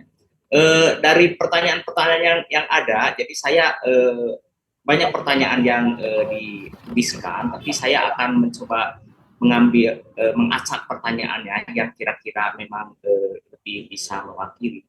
Jadi ada salah satu pertanyaan dari beberapa rencana proyek yang pernah ada, ya, baik itu BUMN ataupun swasta, ya, itu ada beberapa proyek yang tidak berjalan ketika eksekusinya. Itu permasalahannya di mana, Pak? Terima kasih. Izin saya jawab. Harusnya dilakukan postmortem, Pak. Proyek itu kenapa dia tidak berjalan ya? Kalau di kami biasanya satu, kenapa dia tidak fly untuk dieksekusi? Ya dia tidak akan lolos di dalam tadi decision gate-nya, terutama pada saat decision gate-nya menuju FID, karena itu fase paling kritikal. Dan perhitungannya tetap terutama adalah masalah keekonomian tentu saja. Kalau keekonomian negatif ya ngapain kita eksekusi gitu kan, itu satu. Kemudian tapi akan berbeda kalau dia merupakan suatu regulasi ya yang harus dipenuhi oleh Pertamina, sehingga tidak mau kita tidak lagi berbicara mengenai faktor keekonomian di situ, tetapi memang itu sebuah mandatory direct order ya yang harus dilaksanakan oleh Pertamina, sehingga Pertamina akan menanggung hal-hal seperti itu, karena bagaimanapun tipikal dari perusahaan BUMN adalah ya memang menggerakkan ataupun sebagai perpanjangan tangan dari pemerintah. Itu sih Pak faktor utamanya di faktor keekonomian terutama. Ya, saya ini ya, Pak Rahmat, saya sedikit coba menambahkan, Pak Rahmat. Halo. Silakan Pak. Ya, silakan Pak. Ya, ya. Jadi ini nggak cuma jadi gini, tipikal project di kami ya, di kami kan proyek-proyeknya itu kan dalam rangka untuk, kalau proyek pengembangan dalam rangka untuk ini, kebanyakan proyek kami untuk memproduksikan, menghasilkan, meng-create revenue atau meng-create profit ya, minyak atau gas, atau bahkan dua-duanya, minyak dan gas dan produk-produk lain ya, spesialisasi. Itu tipikal ya, baik di Pertamina, kemudian yang non Pertamina di Indonesia maupun yang global. Nah, pada saat proyek itu dibuat, tadi kan Pak Irving menjelaskan tuh, dihitung kan berapa sih ongkosnya gitu ya. Nah, terus kemudian kan untuk menghitung keekonomian gampang-gampangnya ini proyek ini menghasilkan berapa nih, kata contoh. Contohnya misalkan ada proyek nilainya 100 juta dolar begitu ya. Nah, terus proyek itu menghasilkan, katakanlah menghasilkan volume minyak, katakanlah volume minyaknya misalkan berapa? 20 juta barrel oil. Nah, ini kan caranya gampang, Pak. Kira-kira proyek ini ekonomis apa enggak ya? Hitung-hitungan kasar lah ya, hitung-hitungan apa namanya, glodok istilahnya. 20 juta apa namanya barrel oil tinggal dikali harga minyak. Asumsinya ke depan berapa? Katakanlah kalau asumsinya 80, berarti kan 20 juta dikali berapa tadi? Dikali 80 misalkan. Berarti kan berapa tuh hasilnya tuh? Antara biaya dengan apa potensi profit pendapatan yang diproyeksikan akan lebih besar kan, maka proyek diberikan apa namanya pendanaan gitu ya, tadi yang namanya FID. Nah, seiring berjalannya waktu, harga minyak kan nggak ada yang bisa mengontrol. Dengan contoh 2008 itu harga minyak sempat jatuh, Pak, sampai ke 40 atau 30, saya lupa itu, 30-an lah. Jadi hampir semua proyek yang tadinya sudah diasumsikan apa namanya ekonomis, ya semuanya stop, berhenti. Kenapa? Karena kalau dilanjutkan ya berdarah-darah itu perusahaan-perusahaan minyak kan. Nah, ditunggulah sampai harga minyak recover kembali lagi. Jadi dihentikan di sana. Kemudian pada saat COVID kemarin juga sempat heboh tuh, harga minyak bahkan hampir dikatakan mendekati angka 10 ya, 10 dolar per barrel. Nah, kalau tadi kan asumsinya 80 tiba-tiba jadi 10 kan ini ya apa namanya berbeda jauh, otomatis yang dilakukan oleh perusahaan-perusahaan minyak termasuk kami juga kemudian ya merevisit ulang, kemudian kita coba hentikan dulu sementara sampai kemudian itu kira-kira Pak salah satu penyebab kalau di kami ya di upstream di hulu. Itu Pak Rahmat gambarannya. Ya, terima kasih Pak. Berarti itu secara resume garis besar itu karena memang biasanya kondisi harga minyak yang tidak stabil karena situasi geopolitik ya, ekonomi dunia yang bisa mempengaruhi terhadap hal tersebut yang berdampak terhadap ketidakstabilan nilai tukar dolar salah satunya Pak ya. Oke, dengan sangat berat hati ya Bapak-bapak, Ibu-ibu, adik-adik sekalian ya, karena memang waktu kita yang sangat terbatas, memang sangat banyak pertanyaan, tetapi karena ya waktu yang tidak mencukupi ya, jadi untuk sesi tanya jawab ini mungkin saya hold ya. Kalau nanti ada pertanyaan lagi bisa dikirimkan ke BINUS online ya, nanti mungkin bisa di forward ke bapak-bapak atau ibu-ibu presenter untuk bisa meresponnya ya Pak. Jadi nanti mungkin kita bisa memfasilitasi adik-adik atau ibu-ibu bapak-bapak yang masih mau bertanya Pak ya. Saya minta izin nanti ke Pak Hartono dan kawan-kawan untuk bisa memberikan kontaknya ke pihak BOL Pak ya. Karena sepertinya ini animo dari adik-adik mahasiswa dan bapak-bapak ibu itu sangat besar terhadap permasalahan ini. Jadi mungkin nanti bisa di continue di sesi tanya jawabnya melalui email dan sebagainya. Pak Rahmat, maaf iya. Mohon izin Pak, ini dari kami nggak apa-apa Pak. Ini satu pertanyaan lagi untuk yang raise hand mungkin ya, nggak apa-apa Pak. Ya.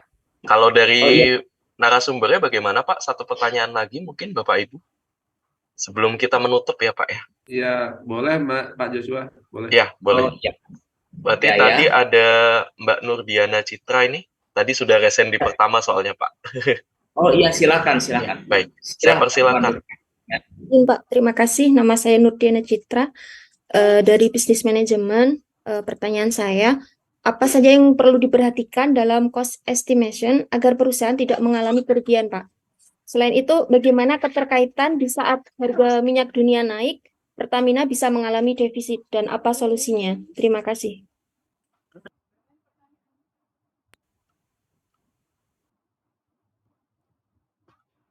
Silakan Cak Irving, proses estimasi.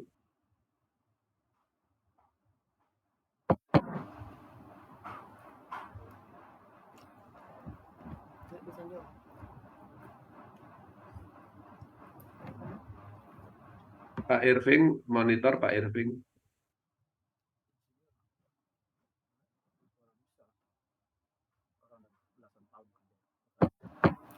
Mungkin bisa Ya, tanggapin aja kali Pak.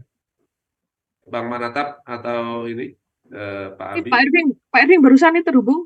Pak Irving. Iya Pak, sorry. Ini ada kendala sih.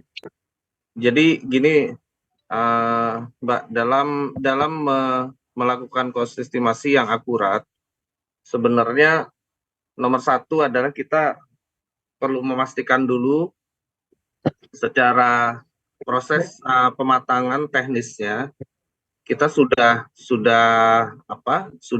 dapatkan gitu ya. Terus kemudian harga pasar itu tentu sangat berpengaruh gitu, sehingga kita harus mitigasi itu, analisa resikonya seperti apa, sehingga untuk memastikan kita begitu waktu melakukan estimasi di tahap yang ketiga gitu ya, file 1, 2, 3-nya itu kita sudah capai, sehingga nanti pada saat pelaksanaan proyek itu sudah tidak banyak peningkatan biaya. Mungkin singkatnya seperti itu dari saya. Mungkin Bapak Ibu yang lain apabila ada tambahan. Silakan. Ya mungkin nambahin sedikit nih Pak. Jadi kalau pertanyaannya tadi kan kalau saya coba tangkap itu lebih juga mengarah supaya tidak rugi gitu ya. Jadi membuat cost estimasi supaya tidak rugi. Memang kalau dilihat itu dua hal yang berbeda. Kalau bicara cost estimasi mungkin tadi Pak Irving sudah jelaskan ya bagaimana membuat cost estimasi yang makin matang di tiap tahapannya itu ya. Nah, tapi kalau dikaitkan dengan tidak rugi, nah kalau tidak rugi itu memang bicara nanti ke arah bicara keekonomian itu, which is elemen-elemen yang membuat dia rugi nggak rugi itu lebih banyak. Nah, salah satu elemen juga tadi disampaikan misalkan untung rugi itu kan ditentukan misalkan pendapatannya berapa gitu ya. Nah, pendapatan itu sendiri diambil tadi Pak Artono sudah jelaskan di awal berapa perkiraan produksi minyak dan gas yang akan didapatkan dari lapangan. Nah, itu aja artinya kan dapat sejumlah misalkan barrel oil, juta standar kubik feet gas, dikalikan dengan berapa nilai asumsi harga minyak ataupun harga gas yang nah, dari itu aja udah bisa terlihat gitu ya. Oh, contoh asumsi minyak yang didapat berapa barel, ternyata ketika di drill ataupun produksi dapatnya berapa. Nah, itu udah berbeda. Yang kedua, asumsi harga minyak dan gas gitu yang dijual, tadinya asumsinya berapa, realnya berapa. Nah, jadi pertanyaannya sangat bagus banget ya. Tapi memang elemen-elemen penentu apakah dia nanti ujungnya untung atau rugi itu memang sangat banyak elemennya. Makanya di dalam aspek komersial itu sangat dilihat, itu banyak sekali item-itemnya, termasuk asumsi-asumsinya. Nah, sekarang yang perlu dijaga adalah bagaimana supaya tidak misalkan nih rugi sampai di ujung kan gitu pertanyaannya.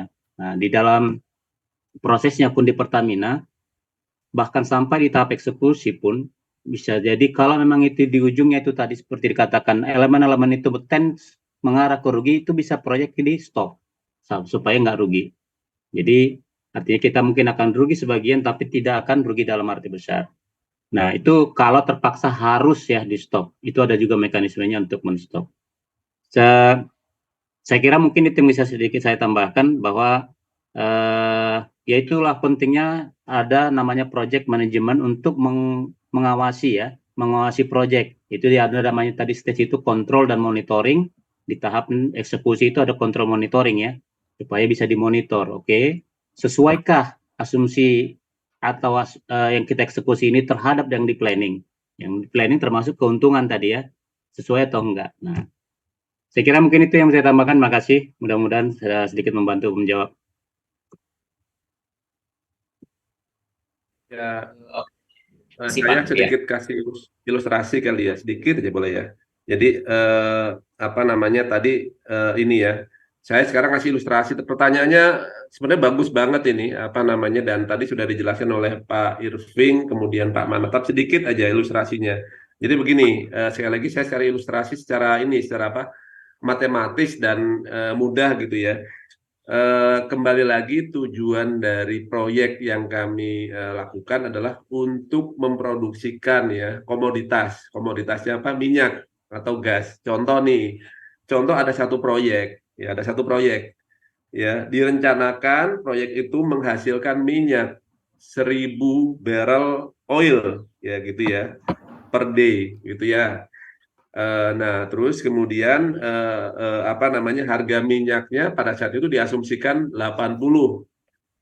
Nah, terus satu lagi nih, diasumsikan apa namanya, biaya dari proyek tersebut adalah ya, biaya proyek tersebut adalah misalkan asumsinya 20 juta dolar gitu ya, misalkan gitu ya. Nah, sekarang kan kalau kita berhitung ya, nah berhitung 1.000 barrel oil per day produksinya, dikali harga minyak 80, dapat 80.000, dikali apa namanya, produksi selama 5 tahun katakanlah ya. Ini masih ekonomis. Jadi pada saat perencanaan ekonomis, tapi ternyata pada saat eksekusi ternyata biayanya ini bengkak nih, nggak 20 juta, jadi 50 juta, sehingga nggak ekonomis. Nah, disinilah sebenarnya faktor. Tadi Pak Irvin sudah menyampaikan ya. Ternyata pembengkakan biaya ini bisa nih. Harga minyaknya betul sesuai dengan asumsi. Kemudian target produksinya betul sesuai dengan asumsi, tapi ternyata di pelaksanaan harganya membengkak 50 juta. Nah, itu perlu biasanya ini terjadi kalau tadi metode perhitungan biayanya itu tidak menggunakan konsep yang dijelaskan oleh Pak Irving. Nah, selama ini kami menggunakan konsep yang dijelaskan oleh Pak Irving, dan alhamdulillah ya, kami sih belum menemui satu usulan proyek ya yang pada saat dieksekusi ini harganya sampai membuat kita rugi. Biasanya kerugian itu disebabkan oleh faktor eksternal yang memang tidak bisa kita kontrol, geopolitik, harga minyak yang berfluktuasi. Demikian mungkin tambahan ilustrasi dari saya. Terima kasih. Terima kasih ya. Mungkin dari semua presentasi yang telah diberikan oleh bapak-bapak dan ibu dari tim holding guru Pertamina ya. Jadi saya akan mencoba meresume. Jadi istilahnya di sini kan Pertamina Hulu ini yang merupakan bagian daripada Pertamina Persero ya, yang mempunyai visi untuk menjadi the world class oil company ya, dan misinya menjalankan portofolio untuk mencapai profit ya istilahnya, dan sesuai dengan target untuk pemenuhan satisfaction for shareholder dan stakeholder ya, di mana Pertamina Hulu ini mengoperasikan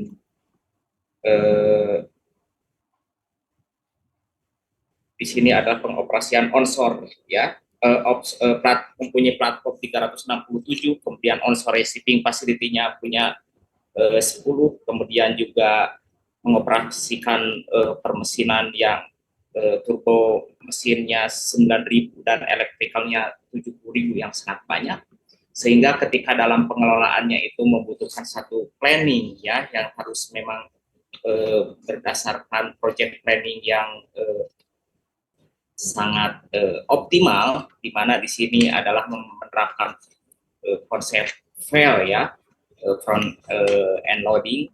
Dan front end loading ini merupakan salah satu konsep yang memang sudah diterapkan oleh beberapa big world company oil seperti Penopo, kemudian BP dan sebagainya.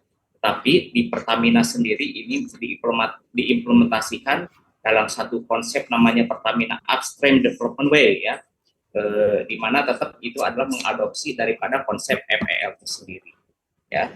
Dan dalam PUDW ini sendiri dalam salah satu elemennya adalah merupakan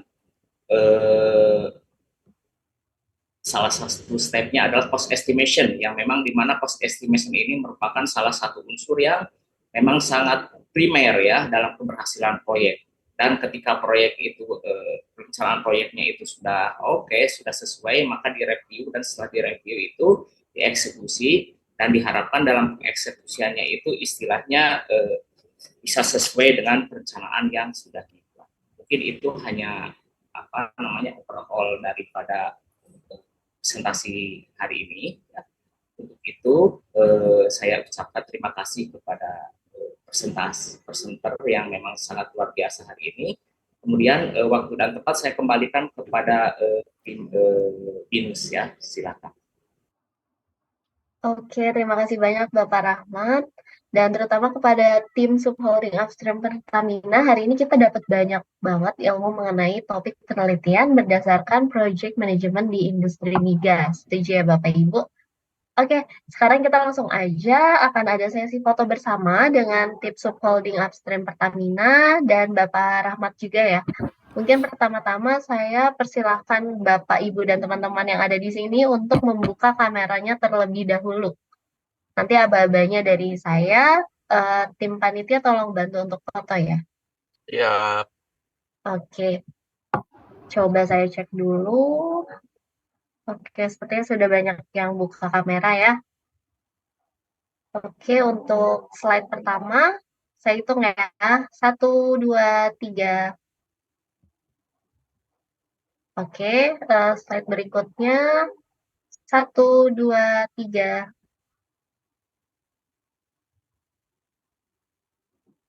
Oke, slide ketiga. 1, 2, 3. Gaya bebas boleh loh Bapak Ibu. Oke, slide berikutnya. 1, 2, 3. Slide berikutnya. 1, 2, 3. Oke, slide berikutnya. 1, 2, 3. Oke, mungkin slide terakhir ya Bapak Ibu, karena partisipannya sangat banyak, alhamdulillah. Oke, slide yang terakhir, 1, 2, 3. Oke, baik. Terima kasih Bapak, Ibu, dan teman-teman atas kehadirannya. Terima kasih juga untuk para tim Subholding Upstream Pertamina, Pak Hartono, Pak Manata, Pak Parabirazi, Pak Irving, dan Pak Ibu Puji. Oke, sudah mau berbagi ilmu dengan kita semua, dan terima kasih juga Bapak Rahmat telah memoderatori Bold Series pada hari ini. Saya juga mau mengingatkan untuk Bapak, Ibu, dan teman-teman Binusian, sebelum kita mengakhiri sesi hari ini, saya mau mengingatkan kembali nih, jangan lupa untuk mengisi link yang sudah diberikan oleh panitia, agar bisa mendapatkan e-sertifikat acara Bold Series hari ini. Oke, saya Dianti, selaku MC. Kak, maaf, linknya. Untuk linknya, bentar.